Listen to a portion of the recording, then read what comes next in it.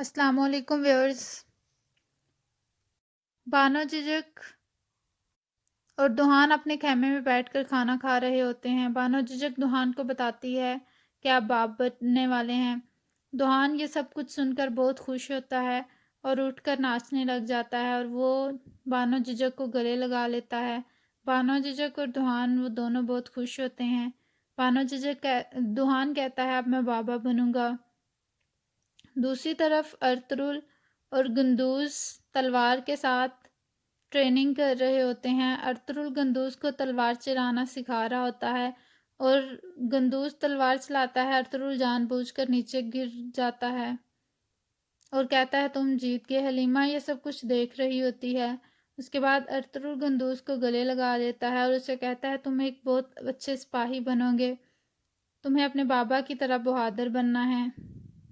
حلیمہ گندوز کو کہتی ہے چلو اب سونے کی تیاری کرو۔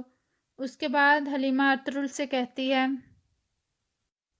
کہ میں سوچ رہی ہوں ہمارے بچوں کی قسمت کیسی ہوگی۔ ارطغرل کہتا ہے بہت اچھی ہوگی انشاءاللہ، تم اچھا سوچا کرو۔ حلیمہ کہتی ہے یوں تو بظاہر اورال سیمون کو مار کر خود کو بری کر لیا ہے، یہ منافقت کب تک چلے گی؟ ارطغرل کہتا ہے ایک دن آئے گا سب کچھ ٹھیک ہو جائے گا۔ حلیمہ کہتی ہے اللہ تعالیٰ ہمیں آپ کے بغیر کبھی بھی نہ چھوڑے۔ دوسری طرف اورال جاندار کو کہتا ہے میری سب سے بڑی خواہش آپ کا قابل بیٹا بننا ہے۔ آلیار اور جاندار صاحب اورال کے سیمون کو مارنے پر بہت خوش ہوتے ہیں۔ جاندار کہتے ہیں ارطغرل کی فتح میں ہم نے بھی اپنا حصہ ڈال لیا ہے۔ جب ہم ارطغرل کا ماتم کر رہے تھے تو وہ اپنی فتح حاصل کرنے میں مصروف تھا، ہمیں ابھی تک اس کی سمجھ نہیں آئی۔ آلیار کہتا ہے کہ وہ جانتے تھے کہ غیر متوقع حملہ زیادہ اثر انداز رہے گا۔ دوسری طرف ترگت اور بمسی اپنے خیمے میں موجود ہوتے ہیں، وہ آپس میں بات چیت کر رہے ہوتے ہیں۔ اتنے میں دوحان چیختا ہوا آتا ہے اور وہ کہتا ہے کہ میں بابا بننے والا ہوں۔ ترگت اور بمسی یہ سن کر بہت خوش ہوتے ہیں اور وہ کہتے ہیں ہم چچا بننے والے ہیں، اور وہ تینوں آپس میں ایک دوسرے کو گلے لگا لیتے ہیں۔ دوسری طرف حلیمہ کے خیمے میں دعوت کا کام شروع ہو چکا ہوتا ہے۔ حائمہ خاتون ارطغرل کو کہتی ہیں کہ مجھے تمہارے جیسے بیٹے کی ماں بننے پر فخر ہے۔ تم اپنے بابا کے راستے پر چل رہے ہو اور تمہاری اولاد انشاءاللہ تمہارے راستے پر چلے گی۔ ارطغرل کہتا ہے میں ساری دنیا بھی فتح کر لوں تو مجھے سب سے زیادہ فخر آپ کے بیٹے ہونے پر ہوگا۔ حائمہ خاتون کہتی ہیں اللہ تمہیں سلامت رکھے، اور پھر وہ کہتی ہیں میں تیاریاں کرنے میں مصروف ہونے لگی ہوں۔ پھر حائمہ خاتون حلیمہ خاتون کو کہتی ہیں کچھ دن پہلے ہمارے مشکل ترین دن تھے، اللہ تعالیٰ نے ہمیں اچھے دن دکھائے۔ حلیمہ کہتی ہیں ہمارا رزق انشاءاللہ بڑھے گا۔ اتنے میں عبدالرحمن آتے ہیں اور وہ بتاتے ہیں کہ جاندار صاحب آ چکے ہیں۔ حائمہ خاتون کہتی ہیں انہیں آنے دے۔ جاندار صاحب خیمے میں موجود ہوتے ہیں۔ جاندار صاحب کہتے ہیں آپ کا دسترخوان بڑھے اور اللہ تعالیٰ آپ کو بہت زیادہ دے۔ میں ارطغرل کے پاس جاتا ہوں۔ اس کے بعد وہ ارطغرل کے خیمے میں چلے جاتے ہیں اور ارطغرل اپنی تلوار تیز کر رہا ہوتا ہے۔ جاندار صاحب ارطغرل کو کہتے ہیں کہ تمہاری فتح نے سب کو مشکل میں ڈال لیا ہے، تمہاری فتح کی خبر قلعے تک پہنچ چکی ہے۔ میں چاہتا ہوں کہ ہمارا اتحاد مضبوط ہو، اس کے لیے میں اپنی بیٹی کی شادی تم سے کرنا چاہتا ہوں۔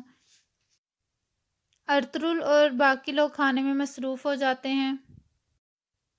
اس کے بعد اورال ارطغرل کو کہتا ہے کہ جیسے جیسے آپ فتوحات حاصل کرتے ہیں تو آپ کے دشمن بھی بڑھیں گے، جب آپ دشمن بڑھیں گے تو آپ کو دوست بڑھانے کی بھی ضرورت ہے۔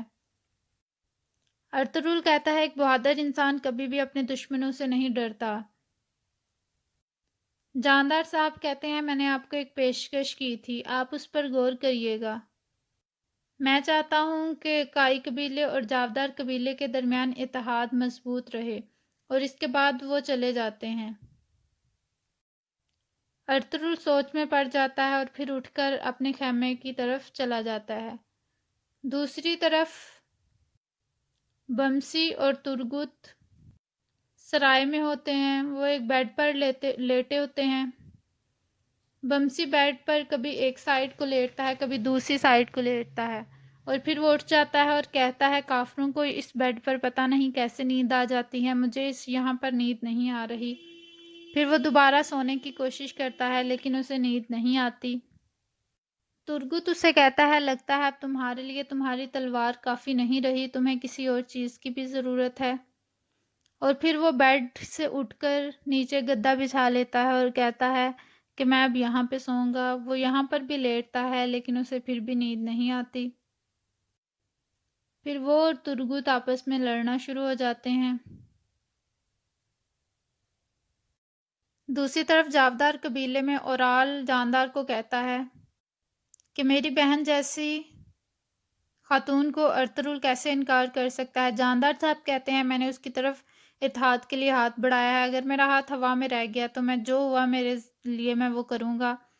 چولپان خاتون کہتی ہے وہ کس طرح سے اصلاحان کے لیے انکار کر سکتا ہے، اس کا دماغ ضرور اپنے ٹھکانے پر نہیں ہے۔ اصلاحان خاتون کہتی ہیں کہ میں نے ایک شادی شدہ آدمی کے لیے ہاں بری اور قربانی دی، اس کا مقصد صرف آپ اور اس قبیلے کے لیے اتحاد تھا، لیکن اگر ارطغرل نہیں مانے گا تو وہ میرے لیے میرا دشمن ہوگا۔ اور آلیار کہتا ہے اورال یہ سب کچھ تمہاری وجہ سے ہوا ہے، ہم نے تمہاری گندگی صاف کرنے کے لیے اپنی بہن کو اس سے بیاہنا چاہا۔ اورال کہتا ہے یہ میرا نہیں، اصلاحان کا خاتون ہے جس کو اس سے محبت ہو گئی ہے، اور اصلاحان یہ سن کر وہاں سے چلی جاتی ہے۔ آلیار بھی اس کے پیچھے جاتا ہے کیونکہ وہ روتی بھی جاتی ہے۔ جاندار اورال کو کہتے ہیں اب ہمیں کیا کرنا ہے۔ اورال کہتا ہے ہمیں نہ تو ارطغرل سے رشتہ داری رکھنی ہے اور نہ ہی اس سے دوستی رکھنی ہے۔ اورال کہتا ہے ہم ڈاکوؤں کے ذریعے ان پر حملے کروائیں گے، ہم تجارت کا مال بازار میں پہنچنے ہی نہیں دیں گے۔ جاندار صاحب کہتے ہیں ہم ایسا نہیں کریں گے۔ اورال کہتا ہے اس نے آپ سے یہ نہیں چھپایا کہ وہ زندہ ہے۔ دوسری طرف آرتک صاحب، ہائمہ خاتون اور ارطغرل بیٹھے ہوتے ہیں۔ ارطغرل کہتا ہے میں نے آپ دونوں سے مشورہ کرنا تھا۔ جاندار صاحب نے اصلاحان خاتون کے لیے میرا ہاتھ مانگا ہے۔ آرتک صاحب کہتے تو انہوں نے پہلے سے بتا دیا کہ ان کی کیا سوچ ہے۔ ارطغرل کہتا ہے یہ رشتہ داری تو ایک اپنی جگہ ہے، لیکن وہ اصل میں ہانلی بازار میں اپنا حصہ مانگ رہے ہیں۔ ہائمہ خاتون کہتی ہے کہ تم اس کے بارے میں کیا کرو گے؟ ارطغرل آرتک صاحب سے کہتا ہے تم اپنی رائے دو۔ آرتک صاحب کہتا ہے پہلے بھی لوگ سیاست چلانے میں اس طرح کی رشتہ داری کرتے ہیں، آپ کو چاہیے کہ آپ اصلاحان خاتون کو ہاں کر دیں۔ اس کے بعد ارطغرل اپنے خیمے میں آ جاتا ہے۔ حلیمہ خاتون ارطغرل کو زرہ پہنا رہی ہوتی ہیں اور ارطغرل حلیمہ خاتون کی طرف دیکھ رہا ہوتا ہے۔ حلیمہ کہتی ہے جب آپ اس طرح سے میری طرف دیکھتے ہیں تو میرے دل پر چھریاں چلنے لگتی ہیں، میں اگر ایک لمحہ خوشی حاصل کرتی ہوں تو وہ لمحہ میرے لیے وبال بن جاتا ہے، تمام تکلیفیں مجھ پر آ جاتی ہیں۔ ارطغرل کہتا ہے کہ تم پریشان نہ ہو، انشاءاللہ ایک وقت آئے گا سب کچھ ٹھیک ہو جائے گا۔ حلیمہ خاتون کہتی ہیں کہ میرا اصل میں کام ہی یہی ہے کہ آپ کی محبت کو سنبھال کر رکھوں اور آپ کے لیے ایک ایسی بیوی بنوں جو آپ کے لائق ہو۔ ہم نے بہت اچھے دن بھی دیکھے ہیں، مجھے یاد ہے جس دن میں آپ سے پہلی دفعہ ملی تھی، اس سے پہلے ہماری زندگیاں کتنی مشکل ہوتی تھیں، لیکن آپ نے ہمیں ان مشکلات سے باہر نکالا ہے۔ میں آپ کے ہر فیصلے میں آپ کے ساتھ ہوں گی۔ اللہ تعالی ہماری آنے والی نسلوں پر رحم کرے۔ میرا راستہ آپ کا راستہ ہے، میں آپ کے لیے قربان ہونے کو تیار ہوں۔ ارطغرل کو وہ سب کچھ یاد آنے لگ جاتا ہے جب وہ پہلی دفعہ حلیمہ سے ملا ہوتا ہے، کس طرح اس نے دشمنوں کے شکنجے سے حلیمہ کو باہر نکالا تھا اور پھر اس کو حلیمہ سے محبت ہو گئی تھی اور اس نے حلیمہ کو ایک شیشہ تحفے میں دیا تھا۔ پھر حلیمہ کی محبت پانے کے لیے وہ کیسے اپنے خاندان والوں سے لڑا تھا اور اس کے بعد ان کی شادی ہو گئی تھی، اور شادی پہ کائی قبیلے کا ہار اور سلطنت کا ہار ارطغرل نے ملایا تھا اور کہا تھا کہ آج سے ہم دونوں ایک ہو گئے ہیں۔ وہ یہ سب کچھ سوچ رہا ہوتا ہے اور یہاں پر اس قسط کا اختتام ہوتا ہے۔ ویڈیو پسند آئے تو لائک کریے گا، کمنٹ کر کے بتائے گا کیسی لگی ایپیسوڈ۔ Thank you.